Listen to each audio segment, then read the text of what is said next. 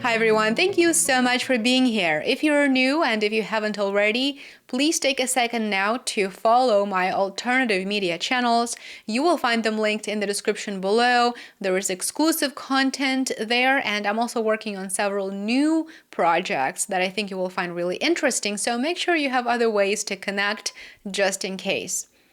Would you be surprised to hear that the Federal Reserve and US lenders had a little dirty secret plan that allowed them to make extra money effectively on the side? Well, it is true.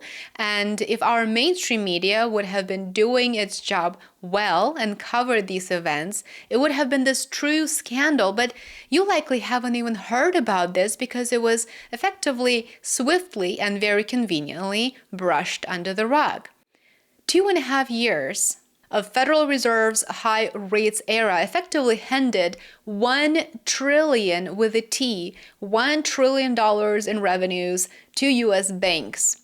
The review of Federal Deposit Insurance Corporation data recently showed that lenders charged you more for loans, since the Fed funds rate was higher, of course, but they chose to keep interest payments that they owed to their depositors down. So as the Fed raised interest rates, lenders received higher yields for their deposits at the Fed, but they refused to pay you comparable interest on your savings, on your CDs, on your investments, anything that you may hold at a bank, and they pocketed the difference. That's effectively what happened. Financial Times writes that thousands of banks were doing this out in the open. The Fed knew all along. The boost to the U.S. more than 4,000 banks has helped pad out profit margins. So you see how all of this is out in the open, and you, as a bank customer who has that ultimate trust in your financial institution because you keep your money there, so you have to trust them, your money was effectively used as an instrument to generate more profits for stakeholders and for banks' leadership. That's what effectively happened. While rates on some savings accounts were raised in line with the Fed's target of more than 5%, the vast majority of depositors, especially those at the largest banks such as JP Morgan Chase and Bank of America, got far less. At the end of the second quarter, the average U.S. bank was paying its depositors interest at the annual rate of just 2.2%, absolutely laughable. This is higher than the 0.2% that they paid 2 years ago, but far lower than the Fed's 5.5% overnight rate that the banks themselves can get. So generally speaking, that difference between what the Federal Reserve got at 5.5% and what they paid you at, let's say, an average of 2.2% was pocketed. Roughly speaking, of course, because those rates fluctuated, but you get the idea. At JP Morgan and Bank of America, annual deposit costs were 1.5% and 1.7% respectively. Those lower payments to depositors generated $1.1 trillion, absolutely unprecedented, in excess interest revenue for the banks, or about half of the total dollars banks brought in during that time. And this is according to the Financial Times calculations. In Europe, for example, things were done a little bit differently. Some governments actually imposed windfall taxes on banks which benefited from higher interest rates. In the United States, those taxes were not imposed on banks by the current administration, to be specific. So definitely something to think about. Banks were effectively encouraged to take advantage of this scenario without having to pay extra in taxes or without being put in a position to pass on that extra revenue to their depositors. The issue here is that thousands of U.S. banks, according to the FDIC data, failed to pass on to their depositors the high interest rates that they were receiving from the Federal Reserve on their depositors' cash. The second issue here that I would like to mention, and that I'm sure you would agree with, and let me know in the comments if you do or maybe you don't, I would still love to hear from you. The second issue here is that the Federal Reserve effectively set up this opportunity to take place so that banks don't loan the money to the economy. As you know, banks make money by giving out loans. That is how they generate profits.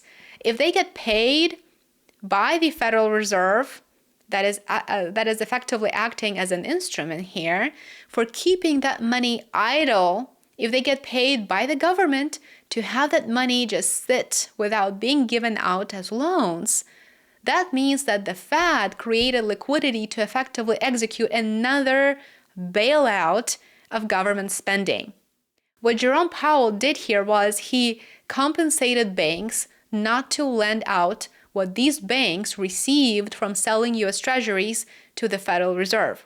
In turn, banks received billions, nearly $1.1 trillion in total, as I mentioned in the beginning of the video, to just keep that money sitting there and not really generating any profits for them. Therefore, through the Federal Reserve, there was an intervention executed to prevent the flow of financial resources to support economic activity in the United States. As long as the Federal Reserve is allowed to legally pay interest on the reserve balances of commercial banks, this practice will likely remain part of the game. There's nothing we can do about it.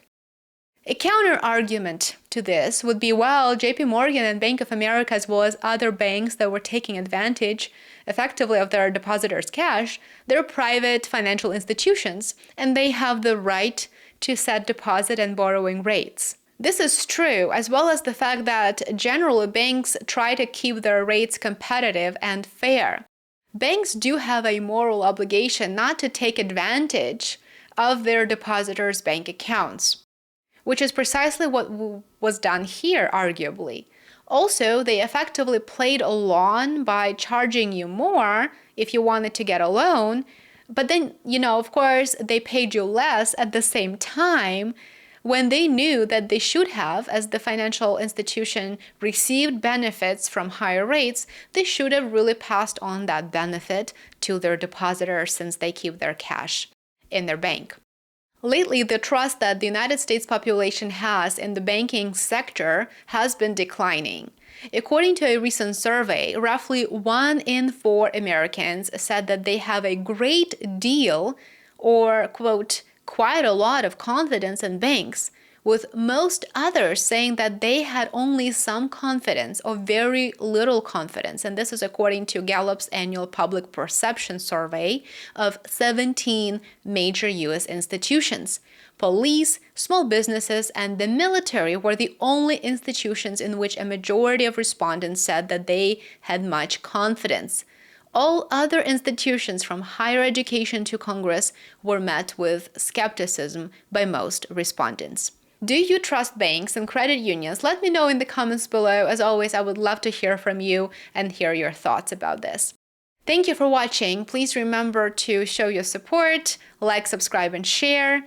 For exclusive content, make sure that you check out my alternative social media channels. You will find them linked in the description below. I certainly hope to see you there as well. Enjoy the rest of your day, and I will see you tomorrow. Take care.